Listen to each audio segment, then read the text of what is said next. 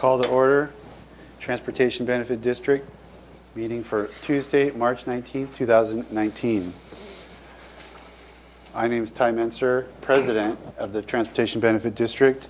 On the far left is Vice President Gary Edwards, Commissioner John Hutchings, and member of the Transportation Benefit District. To my immediate left, Clerk of the Transportation Benefit District, Marcy Taylor. And we have Public Works Director Jennifer Walker and County Engineer Scott Lindblom, and esteemed guests in the audience. We're going to start by approving the agenda, which the board members should have in front of them for the March 19th, 2019 agenda. Any questions or concerns? Motion to approve the agenda?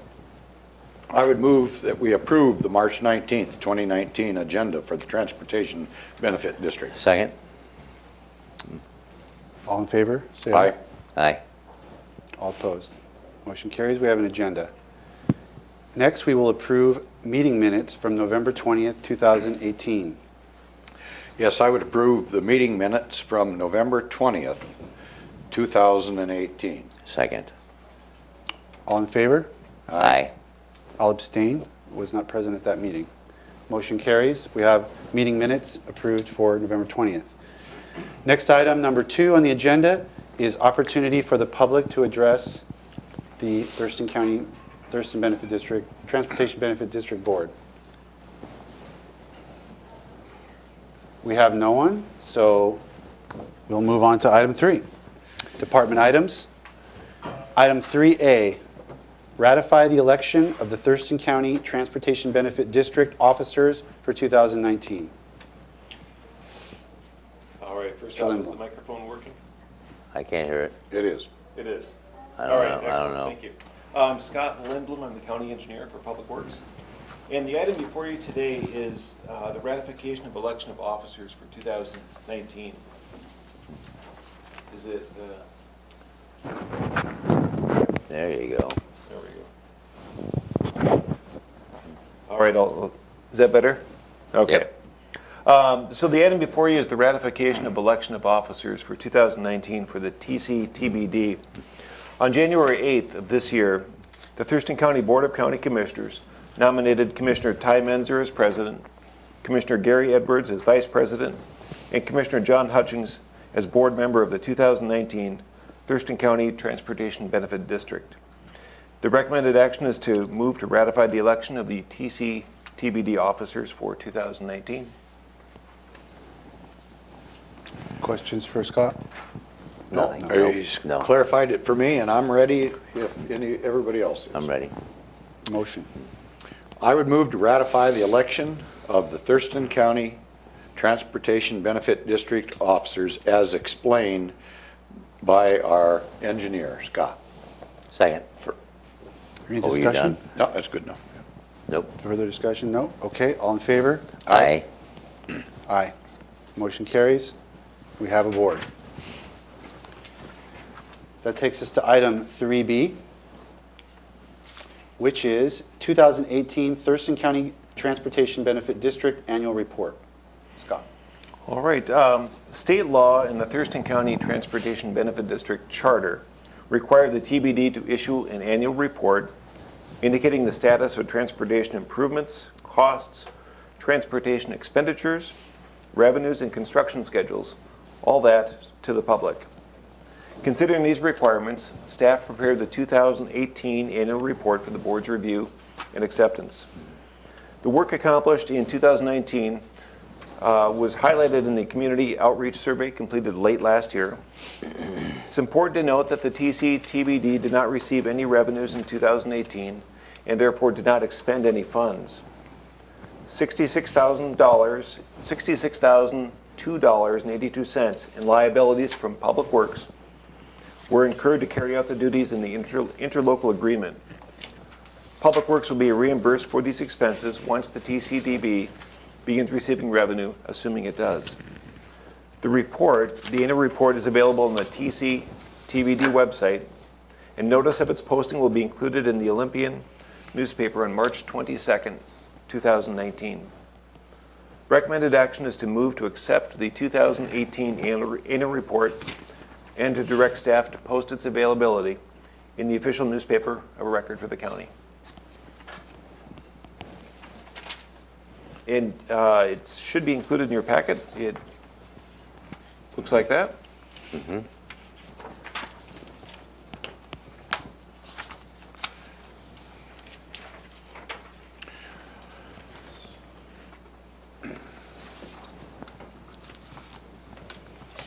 Okay.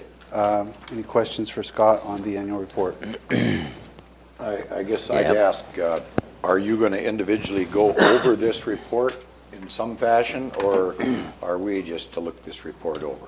I can certainly do that if you'd like. The recommended action was to accept it, not necessarily to make any approvals, but I'm happy to run through it if you'd like. Okay, so I guess I would ask, if we accept the report, might we go over it at a later time at some point? Is that? I could go Is that over the way right it now if you'd works? like. Okay. Okay. I mean, I'm all for accepting the report, and I'd make that Sure. motion. I'd just like to know what I'm accepting. yeah. I have some. I think highlight the activities and the outreach that we did. Yeah. So at somewhat of a high level, the TCTBD charter is focusing on preservation, safety, and improvements. And the work we did in 2018 really focused on that. Throughout the course of several meetings, we were able to provide the TCTB board an overview of the funding, highlighting some of the different funding scenarios that the TCTBD could entertain. We talked about some of the programs that the TCTBD charter was intended to focus on. Finally, in late 2018, at the TBD board's direction, we did a community outreach survey to really gauge support for a funding package for a TCTBD. We did present that to the board in November of 2018. So if you look through the report itself, we cover the district revenues, which is, as you're aware, revenues were zero. The expenditures, so the TBD did not expend any funds, as I mentioned, but the Public Works did incur liabilities, or did expend funds, which will then be a liability for the TBD. Those primarily covered staff time and a consultant to perform the community outreach survey that we did.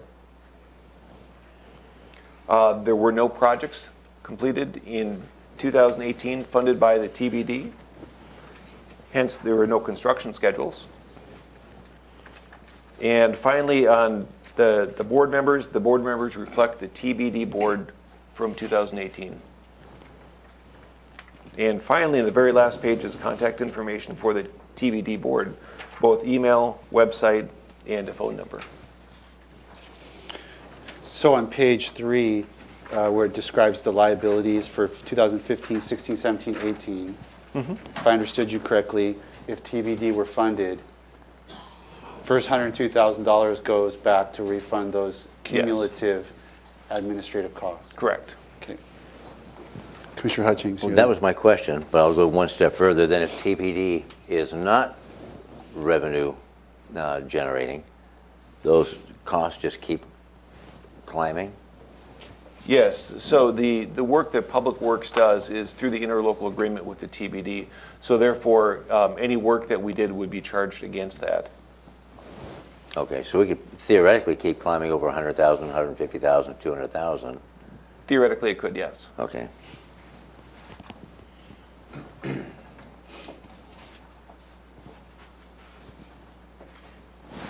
Any other questions? Commissioner Edwards. I guess I'll carry that one step farther. What happens then at some point, I don't know, say 10 years from now, we got $1 million tied up in here, and we haven't got funds coming in. How does that work? I mean, at some point, where does that end?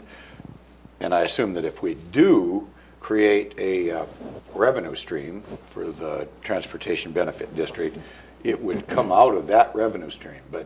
But just for talking points, to say that never happens, where does that total end up being paid out of, or a lien against, or what are we putting, a lien against a road that we don't fix, or what are we going to do there?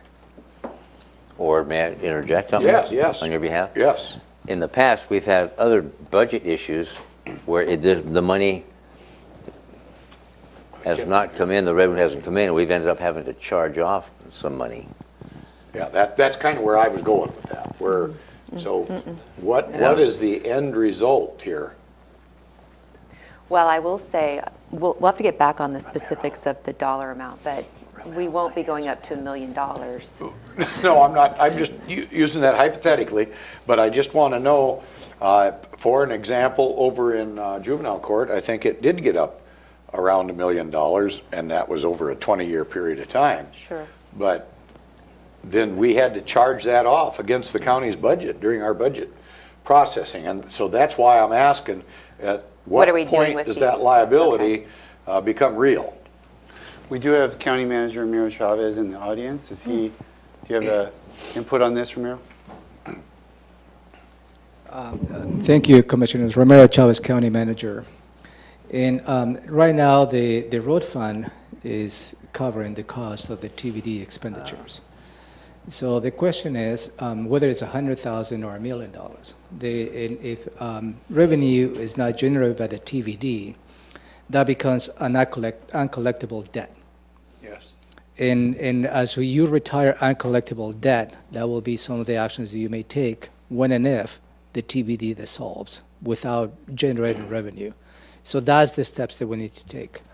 Yep, Commissioner Edwards. I guess furthering down that line, if you will, at some point, it must come to fruition on something.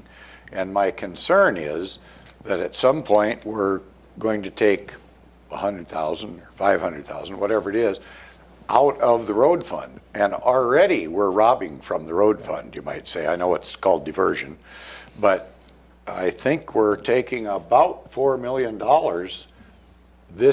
out of this year's budget out of the road fund.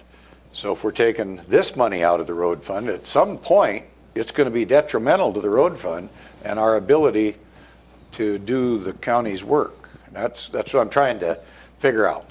Yeah, in the long term, that is absolutely correct. And I believe the financial aspects, not just of the TBD, but the road fund as a whole, I believe needs to be addressed during the budget process.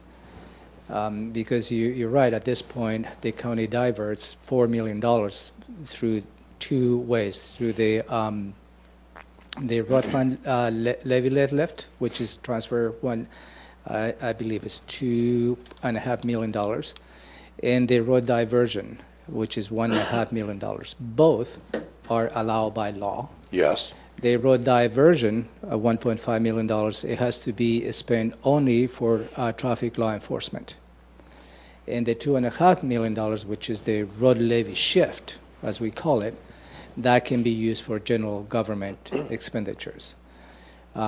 If you add those expenditures, they already have occurred in the last 3 years of the road fund, it keeps putting an impact on the road fund capacity to address the transportation needs in the future.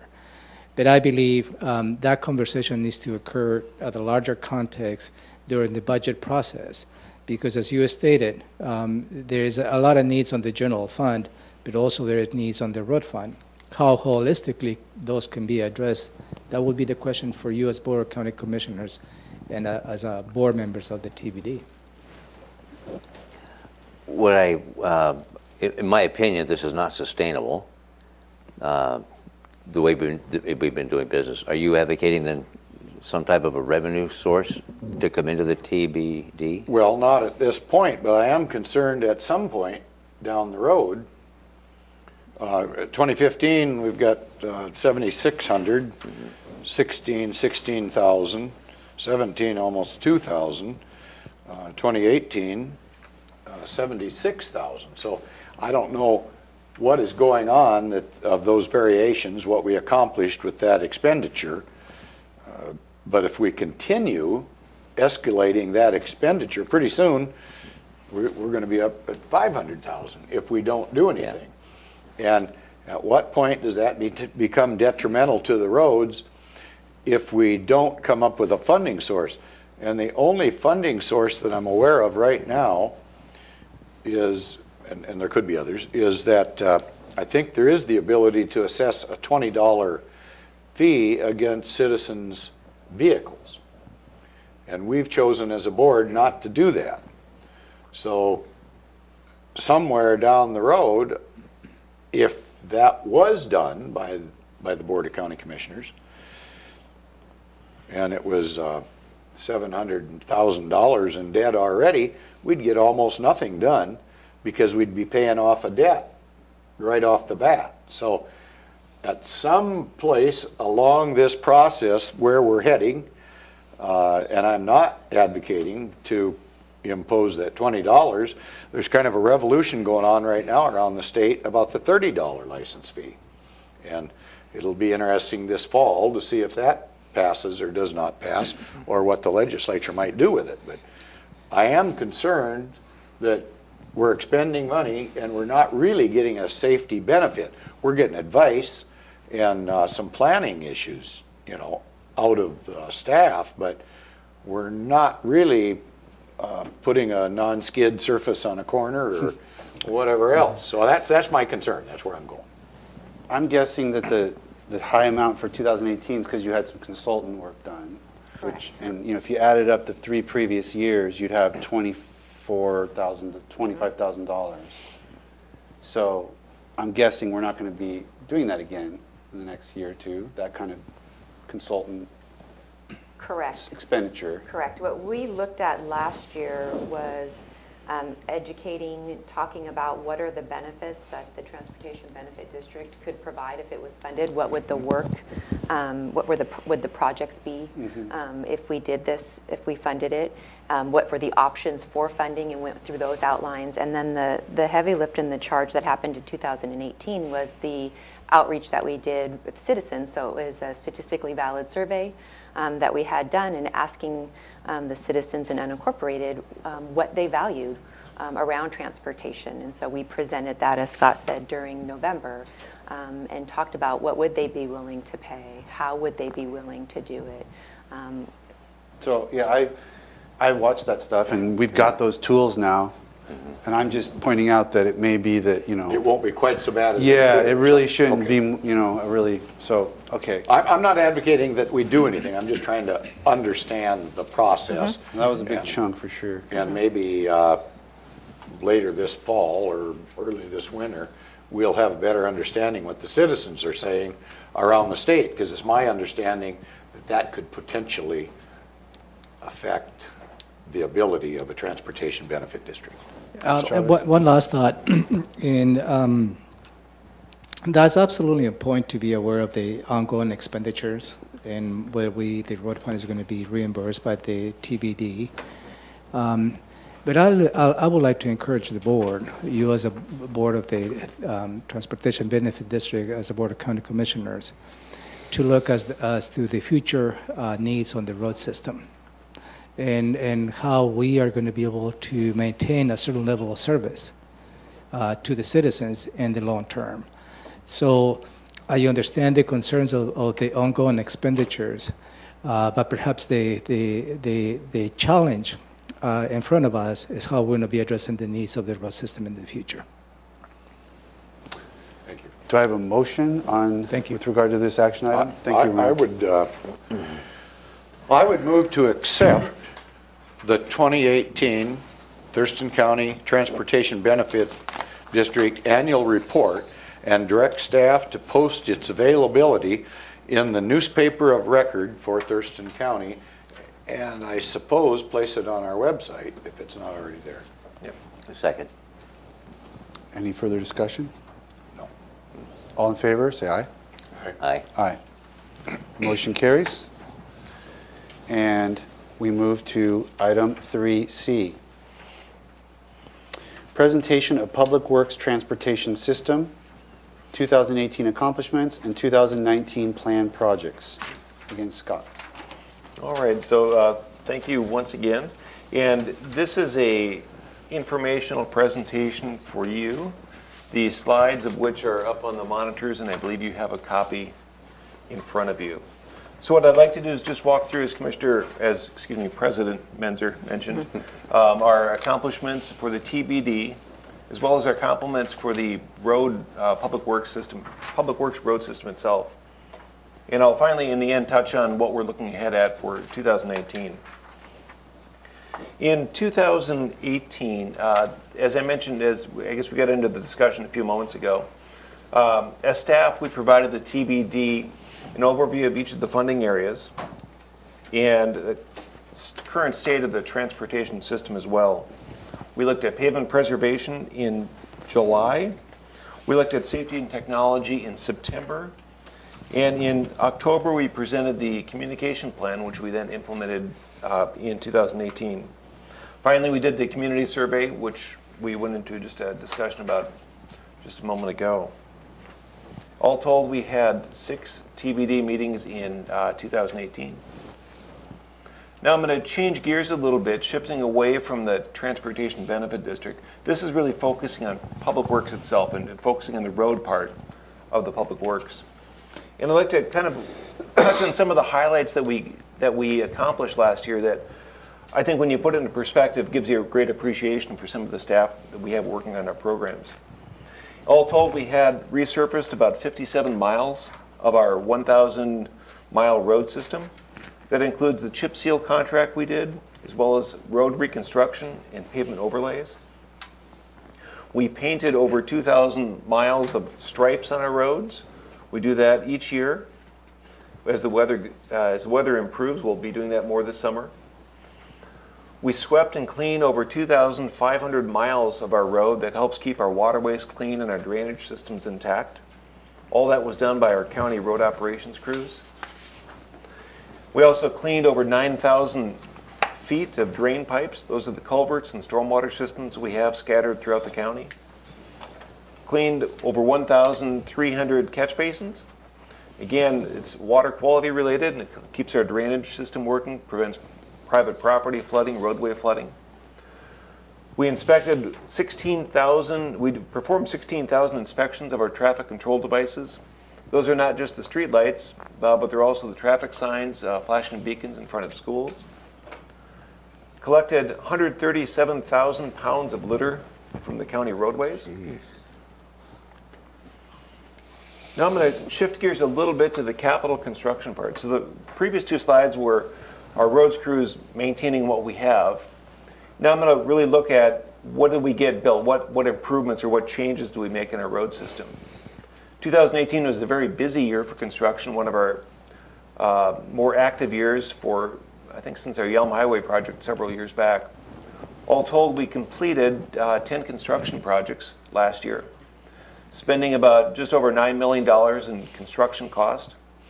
Of that $9 million, 4.4 was funded from state and federal grants. The Fish Passage Program provided $3.5 million of funding in 2018 for construction. And the County Road Fund funded about $1.3 million of construction. Now it's important to note on there, if you look at the amount of county road funds we use to leverage lots of other money, it's really critical to the success of our program because the capital program relies heavily on grant funds. We can't do a capital program without matching funds for these. Going over to the right side of the page, we constructed 3 new bridges in 2018. Those are 3 of our fish passage projects. We also installed 2 fish passage culverts. So the bridges and the culverts just mentioned really help us open up over 7 miles of fish habitat that's been inaccessible for upwards of 100 years in some places. On the Rich Road, from Normandy to 89th, we upgraded that section of road, adding shoulders, stormwater improvements, and upgraded the pavement. In the Lydia Hawk neighborhood, we completed about just over 1,000 feet of improvements to make our safe routes to school to help our kids get to school safely. And we put down 21,000 square feet of high friction surface on selected areas of roadways throughout the county. These have been proven nationwide to really have a marked decrease in accidents in some of those areas. It provides a great deal of friction, helps cars stay on the road. Looking ahead to 2019, it's going to be another busy year for us again. We've got 3 stormwater projects programmed: Manzanita Drive, Albany Pond down in Rochester, and another project we're just figuring out the final details on right now. We expect to go to construction on one of our fish passage projects out on Peisner Road at Tobotten Creek. We've got 2 safety initiatives, safety projects coming up this year. Safe routes to school in the Olympic View neighborhood. And we're putting in guardrails, upgrading guardrails throughout the county. I have a question. Yeah, Commissioner Hutchings. Scott, Yeah. Tobotten, that you'll be doing, is that 3 as a trifecta? There's 3 involved there? It's one site with 2 culverts that are there. We'll be replacing those 2 culverts with a much larger culvert. Okay. And just a brief update on that, we're progressing swimmingly. Perhaps there's pun intended there. But we do expect to go to construction on that this year, which is, I guess our ability to do it this year was really helped by the work we did the last 2 years to help set the stage for this. This is one of those projects we're able to spend some of the REAP money on and a grant from the Nisqually tribe to get our project designed such that to the stage that we're prepared to go to construction this year. Some of the others that we really started on after the big construction effort last year, we'll be reaching construction on those in 2020. And finally, the road upgrades and preservation. That will include Mullen Road. We'll be going to bid late this year on Mullen Road.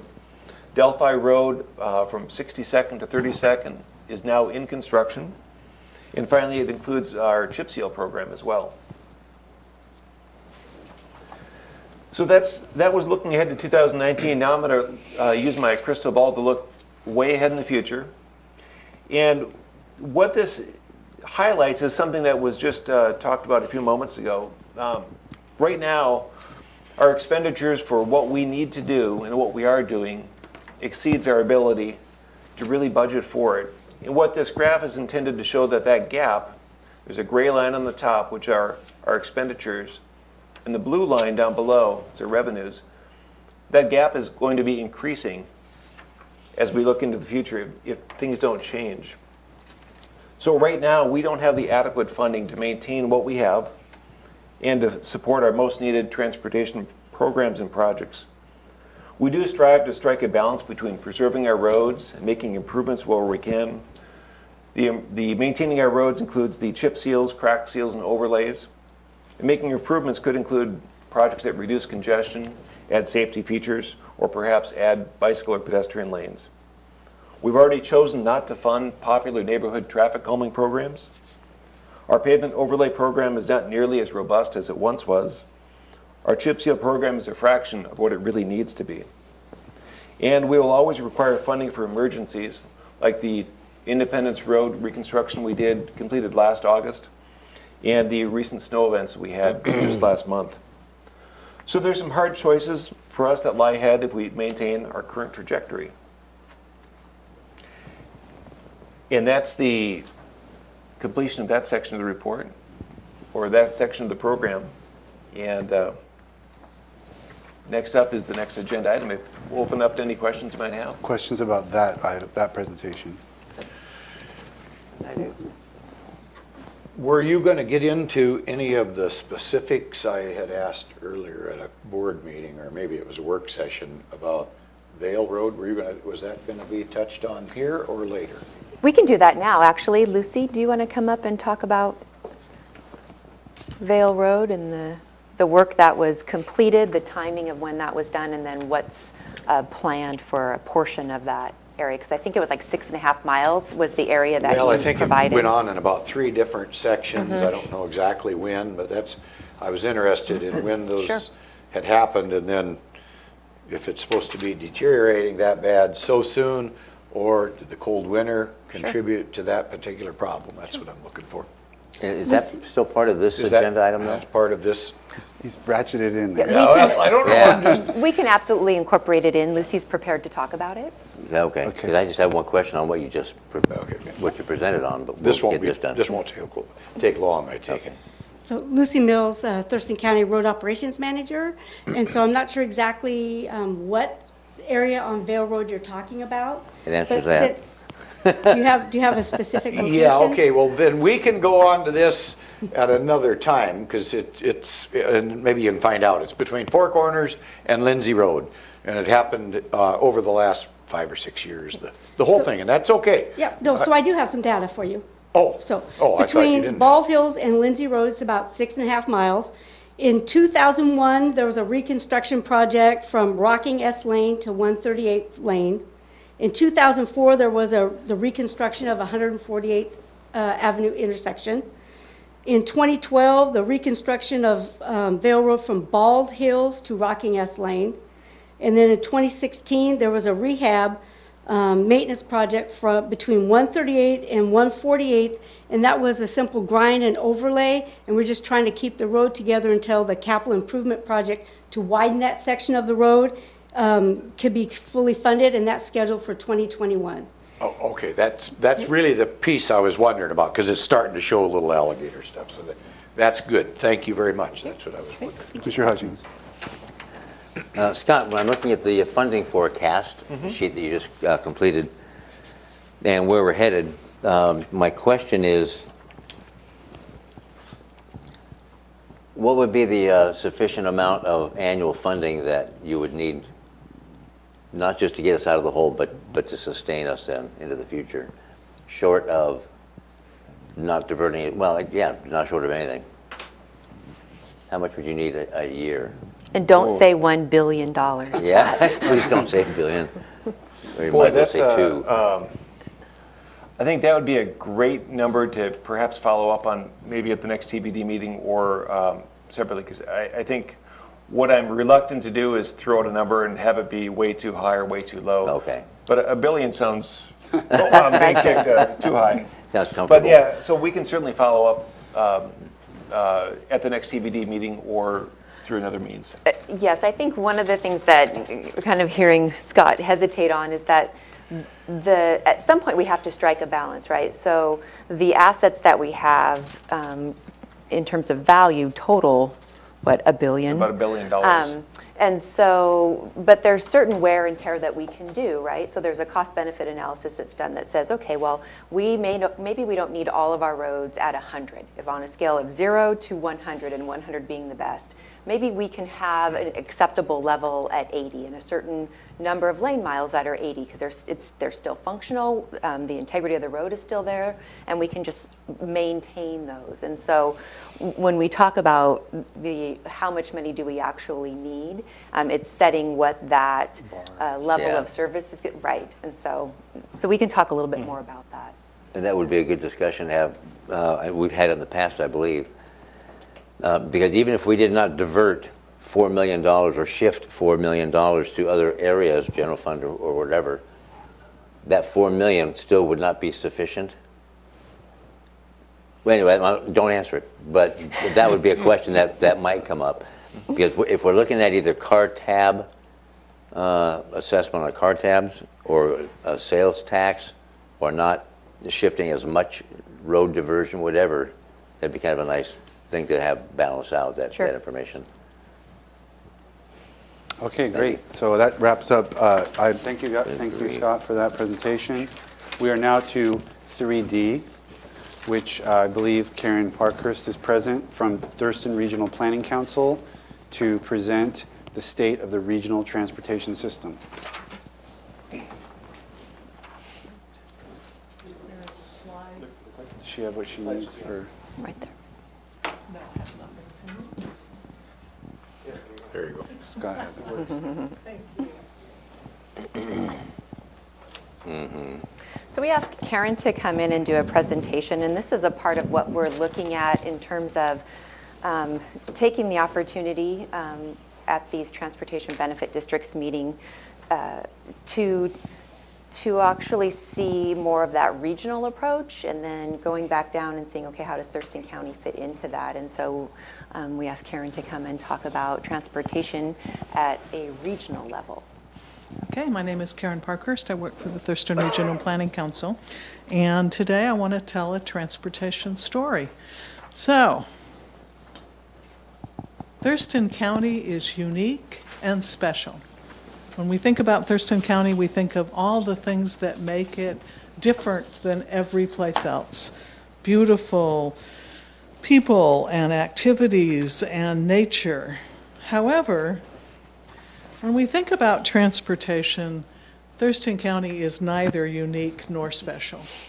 If you see the condition of the roads in Thurston County on the left of the slide, and the condition of the roads around the state in Spokane and other places, we see that we are facing a really similar issue in Thurston County to what's happening around the state.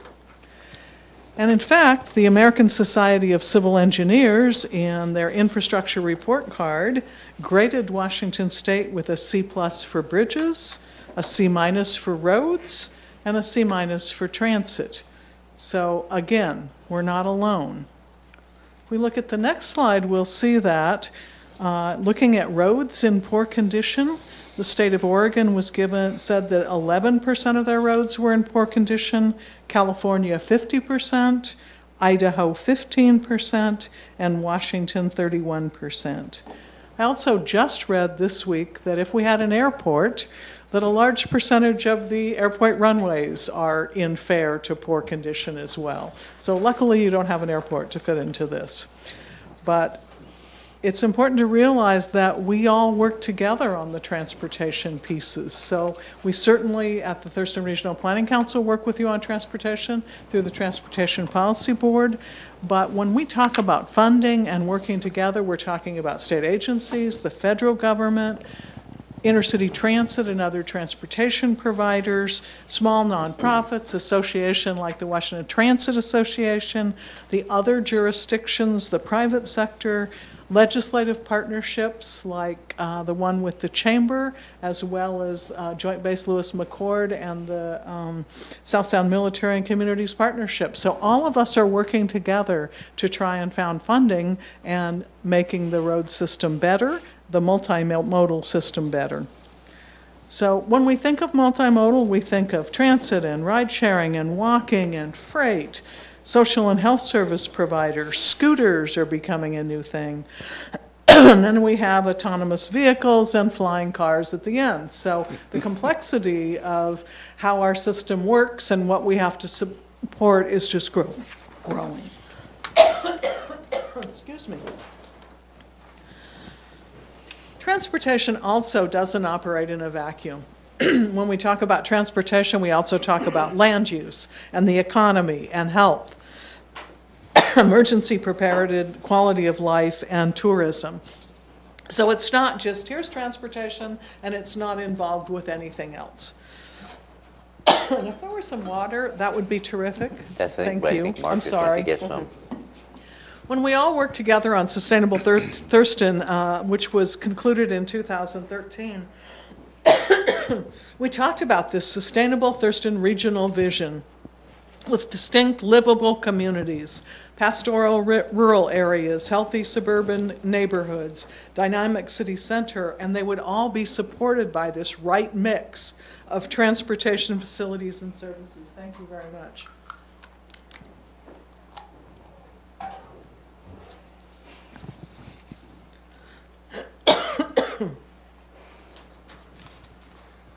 So, again, you are not alone. Across the nation, communities are struggling to maintain the system they already bought, and the costs are high. But the cost of doing nothing is even higher. That's when we see these collapsing bridges and issues that are very frightening from a safety standpoint. So I want to take a minute to talk about the color of money. When you look at these $100 bills on this slide, it looks like they're all the same color, but they're not. The first one is blue money, and it can only be used for bridges. The second is red money that can only be used for new facilities. And the third is orange money that can only be used for sidewalks. This is hard to explain to your constituents. Each funding cycle from the federal and the state government, there are new priorities that are set. So let's say that this cycle, there's no yellow money, and yellow money is required for your number one priority. So you have a decision to make which says, do I go for my 17th priority, which requires yellow money?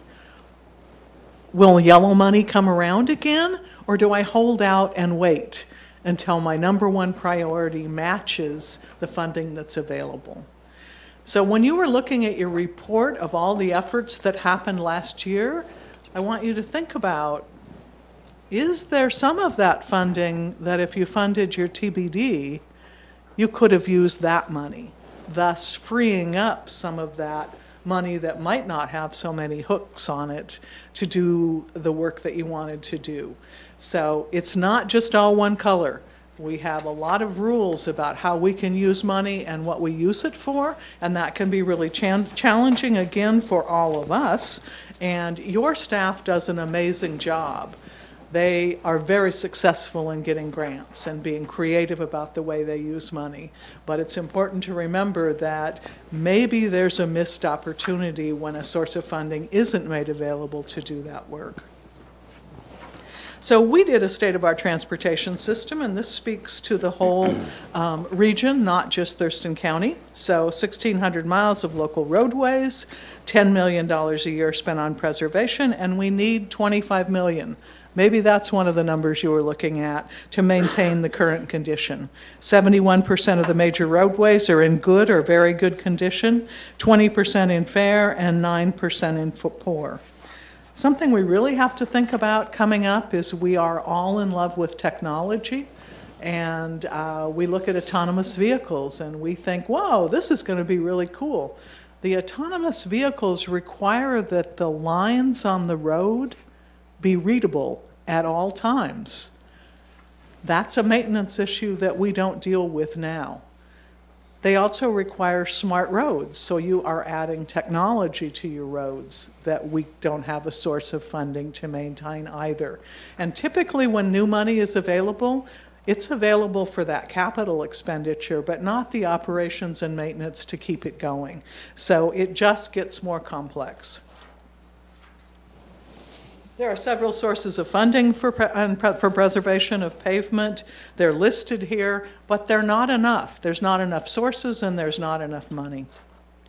We talked about fish passage barriers, and we know that we have a lot of work to do on fish passage barriers, and the legislature and the courts have decided that we better do it. And so the average cost for correction is $860,000. And we have 161 of them to do in Thurston County. So it would take $138 million to correct all locally owned barriers. Now that's just not for Thurston County, it's for all the jurisdictions within the county. But there's another number for, this is a big amount of money that we need to deal with. Again, like the other pieces, there's money that's available only for fish passage barriers. And it's not enough, and there's not enough sources. And then finally, bridges. We have 235 bridges in Thurston County. About half of them are local roads and 40% over state routes. Many of them are over 60 years old, functionally obsolete, and some are in poor condition. As someone over 60, I don't think this applies to me, but it does apply to our bridges out there. And so 40% of our bridges that carry vehicles are in fair condition. 40% fair condition. Is that a comfortable statement for the people who are traveling around in our community? And again, there are sources for bridge funding, not enough, and only a certain color of money can be used for them. So I want to talk about the state for a little while. This is a picture of our Secretary of Transportation at the state level, Roger Millar, and I'm going to read his quote. The reality is transportation revenue is not growing with inflation. The federal share of our funding is also not keeping up with inflation. Funding does not exist for critical infrastructure investments in state of good repair, safety, system operation, demand management, and for capital investments beyond the last transportation project.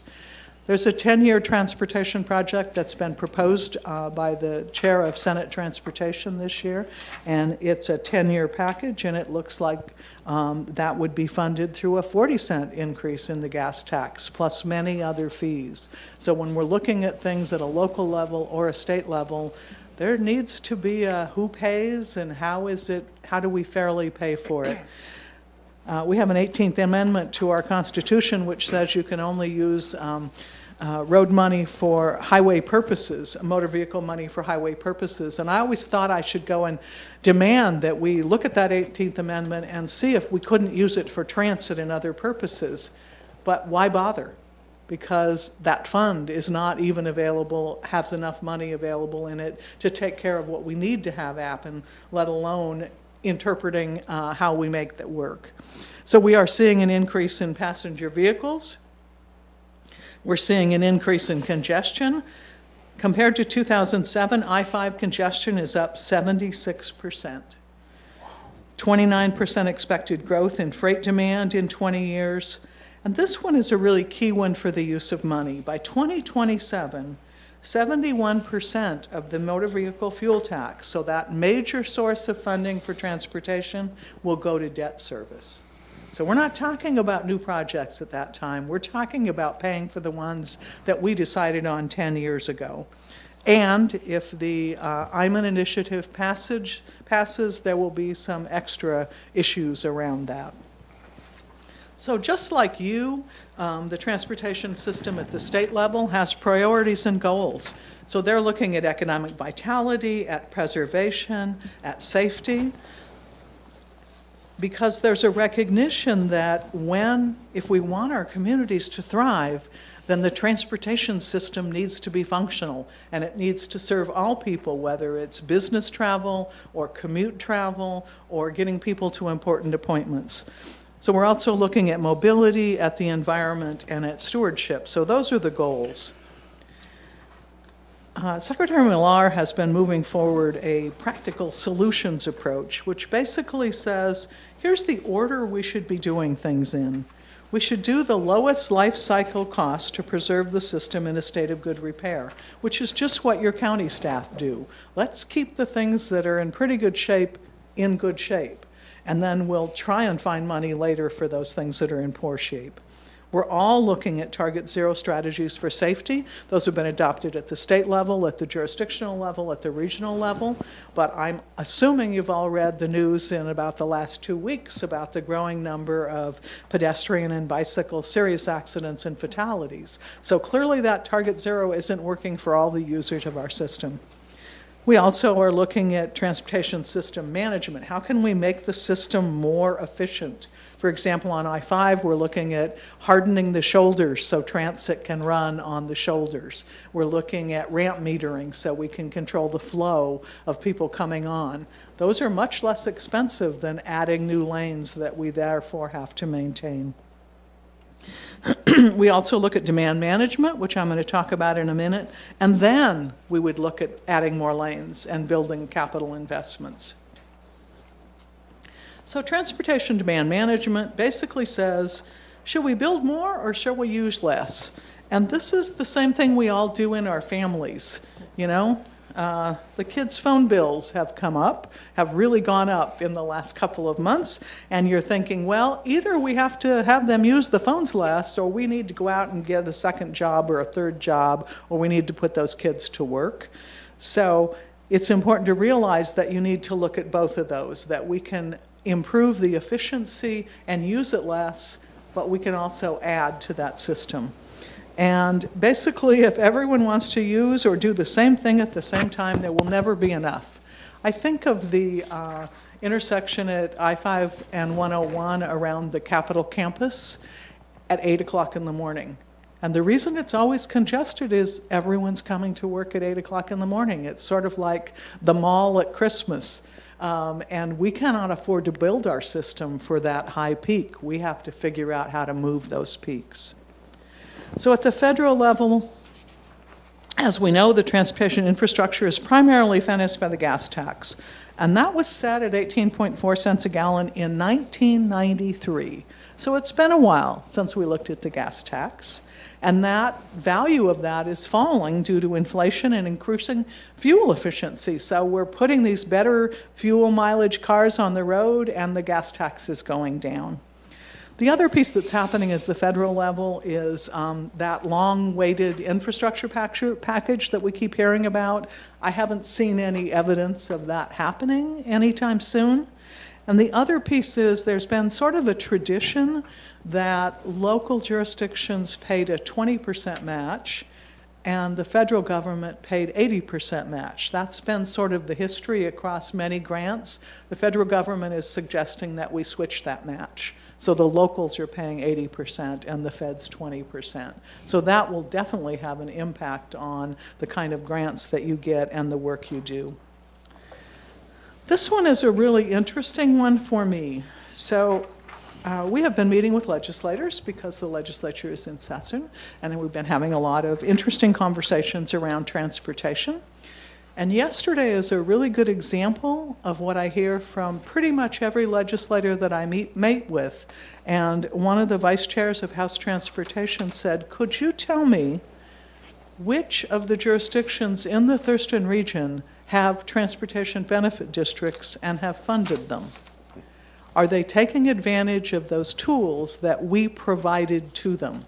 We had to put some skin in the game to pass the ability for you to do these local options. And so when I say, well, this one has and this one hasn't, basically what I hear from legislators, well, go out and use what we already gave you and then come talk to me about more sources of funding. So this is very real. And what we're hearing from both the state and federal government is, are you doing what you can at the local level? And then finally, this is one that I've talked to you about before. What message do we send to constituents? We tend to tell our constituents, the public, what they should celebrate. So these are pictures of the tunnel opening, and the governor is there, and the Secretary of Transportation, and there's all kinds of pictures. So we basically have told our public that this is what's important, new stuff. New stuff is important. I'm a firm believer that we should be doing ribbon cutting for chip sealing projects. We need to let our community know that that maintenance is important as new things, and that we have built a system we can't afford to maintain. The story I always tell is that in my family, we paint one side of the house every year, and boy, when we're sitting on the patio looking at that side of the house and drinking a toast to it, you would think that we got a whole new house. But we celebrate those things that are about maintenance, that say we don't have to worry about this side of the house this year. So helping your constituents understand that is a good thing. So the final message for me is, I think you probably all remember the cartoon where they had some complicated problem, and then step 2, it says the miracle occurs. No miracle is going to occur about transportation funding. No bag of money is going to fall from the sky, and technology is not going to save us. So we need to save ourselves, and part of that is by setting priorities, helping the public understand what you need to do to preserve the system that supports their quality of life and gets them where they need to go, and provides broad range of transportation options for a population that is aging, for people with special needs, for our kids that are growing up and needing to perhaps travel more for work. So it's in our hands to figure out what we do next in funding transportation and in prioritizing these issues. So, questions? No? Yep. Good.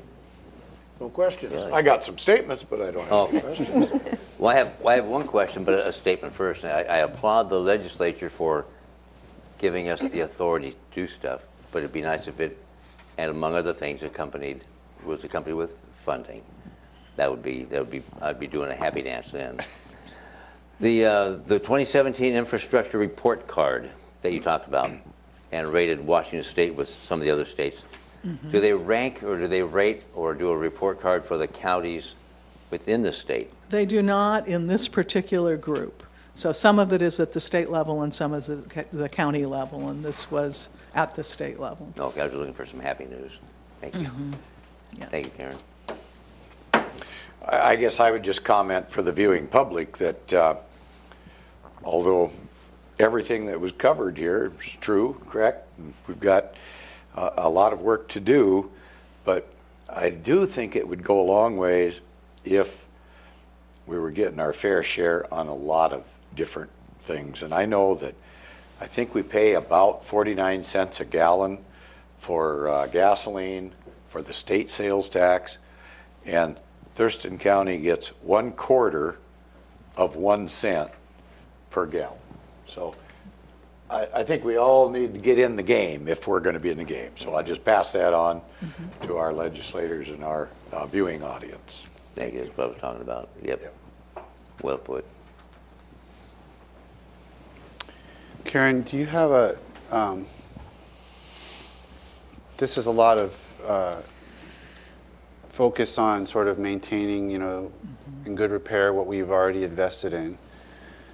At a certain point, I always wonder at a certain point, like, is the thinking going to pivot to massive investment in, more public rail and public transit? And I'm sure high-level analyses have been done along those lines. And is there a succinct way to characterize that in terms of, what it would take to, because if we just keep expanding I-5 and we keep building roads and we keep, at a certain point, I think, America is spread out. We're not structured like Europe. It doesn't work that way. But there's a certain point at which it seems like there'll be a tipping point and we just have to transport a different way. So I would say that you really brought up the key point, which is density. As we went back to the slide where we talked about the relationship between transportation and everything else, we don't have the density to maybe even support the transit system we have now, let alone rail. And so when we really look at those studies of what does it take in the way of density to support any kind of more high-speed transportation, high-capacity transportation, that's part of the issues, that we have to be willing to become more dense. I guess the other thing is that it's always difficult to vote in taxes or make decisions on things that your constituents aren't going to see for 40 or 50 years.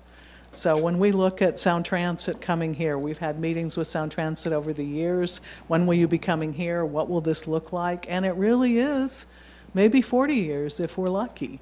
And we have a few issues like the Nisqually Bridge that we would have to deal with. We have a lot of environmentally sensitive things, but if the will of the people were there and if legislators were there at local and state and federal levels, then we could move to that kind of thing. And I think we're seeing that. Intercity Transit is looking at what they call bus rapid transit in a study that we're doing, which includes the county on the Martin Way corridor, and they'll be looking at what if there are fewer stops and we have the ability to move more quickly, similar to the line that's now in place south of the airport in Seattle. So we're looking at all those pieces, but we're just not there when it comes to density yet. And we certainly have heard from those in Pierce County, in the areas right across the border from Yelm, that they're not very pleased that they've been taxed for Sound Transit for some years and they don't expect to see anything soon. So there is this sense of what's in it for me, which I understand. So we're looking at high-speed ferries, we're looking at all kinds of issues to say, how could we make this better? But all of those will have maintenance issues too. And so we need to really have conversations when we talk about moving into this new technology of how we're going to maintain it and how that will be paid for. Anything else? No. Thank you, Karen. Sure. Thank you, Karen. That was an informational item only, and it brings us to item 3E, which is our director's report. Jennifer Walker. Yes, thank you. So I have a couple of follow-up items. The first is on Initiative 976, and this is also known as the $30 car tabs. So Commissioner Edwards has asked for some additional information on this at last agenda setting last week. And so the I-976 mandates that regional transit authorities must retire or refinance any outstanding bonds. It reduces the amount of a voter-approved motor vehicle excise tax that a regional authority may impose. So currently, the maximum vehicle excise tax is 0.8%, and this initiative proposes limiting it to 0.2%. The initiative would also repeal the vehicle weight fee for motorhomes, additional fees imposed on electric-powered vehicles, the authorization for local transportation authorities to impose local option motor vehicle excise taxes to fund passenger-only ferry service, the ability of independent taxing authorities, so transportation benefit districts, to impose annual vehicle fees. And then it would repeal a tax of 0.3% of the selling price on each retail sale of a vehicle. And that was levied back in the beginning of July 1st, 2003. And currently, the revenue from this tax is deposited into the multimodal transportation account. The initiative has been heard at both the House and the Senate Transportation Committees on February 26th, and it's currently being held in those committees right now. The legislature can take one of three actions. The first is to adopt the initiative as proposed, in which case it becomes a law and without a vote of the people. The second is they can reject or refuse to act on the proposed initiative, and then the initiative would be placed on the November ballot, so the next general election ballot. Or the legislature can propose a different measure dealing with the same subject, in which case both measures would be placed on the November ballot. At this time, I know we've gotten some information from the Washington State Association of County Engineers. They've gone on record as opposing the initiative. Was there any additional information that you wanted on that? Do you have a sense of where any of those proposals are in the legislature at this point in time? I mean, I know it's not over for a while, but do you have a sense of where they're leaning? Are they thinking about putting something else on, putting the initiative itself on the ballot, enacting it? I doubt they're going to enact it. I have an opinion from one person, but I don't know, Karen, if you have any more information to add on that. What's that? Just opinion. Just opinion, yes. So, You said it limits transportation benefit districts or independent taxing districts in what way? it would repeal the ability to To do a car tab? to fund a transportation benefit district, yes, by any way it through the means. through the car tabs. Mhm. Well, what was that reduction then from a certain percent to 0.2%? 0.8 to 0.2, you said? That was it's reducing the amount of voter-approved motor vehicle excise tax that a regional authority may impose. Okay. So currently it's at 0.8%, and it's being proposed to reduce it to 0.2%. And the proposition of 3%, what was on the sale of new vehicle? The 0.3% on the selling price of each retail vehicle that goes into the Into a multimodal pool. transportation account. Go to a pool account. It will repeal that, so Okay. that won't exist anymore. Okay, got it. Thank you. Repeal it. Could I clarify something on that? Possibly? Commissioner Edwards. Would you know if that is on the sale of new vehicles, retail sale of new vehicles, or is it just on the sale of any vehicle, used and new? I don't know that specifically. It just says retail sale price, or retail sale of a vehicle, so. Okay, Interesting. Anything else? No, sir. no thanks. Thank you. Was there, you have other items? I do. The other item that came up, and we talked a little bit about it earlier, was wanting to have additional conversation. The board was asking for additional conversations regarding the impact of the levy shift and diversion for the $4 million annually at this point. And so what we'd like to do is have a presentation on that at next month's board meeting, if that's okay with you. Are we doing this every month, or is it every other month? It's scheduled every Every month. month. So generally, we are not meeting in January and February because the meeting is usually following right after a holiday, and the board meeting usually gets canceled. And so therefore, the Transportation Benefit District meeting has been canceled. But it's a monthly. Do we need to have a monthly meeting, I guess? So I would ask my seatmates about that. Is monthly or from staff? I mean, do we have enough information to cover monthly, or is it get repetitive, or I just don't know. I mean, I meet myself coming and going as it is. I'm going to be late getting to my next meeting, but I'm just wondering. I think that we do. I think that, you know, you've heard today the challenges that we have, and this is an opportunity and a tool that the board has to be able to make decisions of how to take care of our infrastructure in the county. But certainly it's at your discretion. Sure. Okay, I'm good. I would say since we missed January and February, and this is our first one of 2018, and I'm fairly new, we'll have next, and it's always something we can talk about later. talk about in Sure. council one, but at this point, we'll presume that it'll be monthly. And with that, I think we're adjourned. Very good. Thank you. Joke.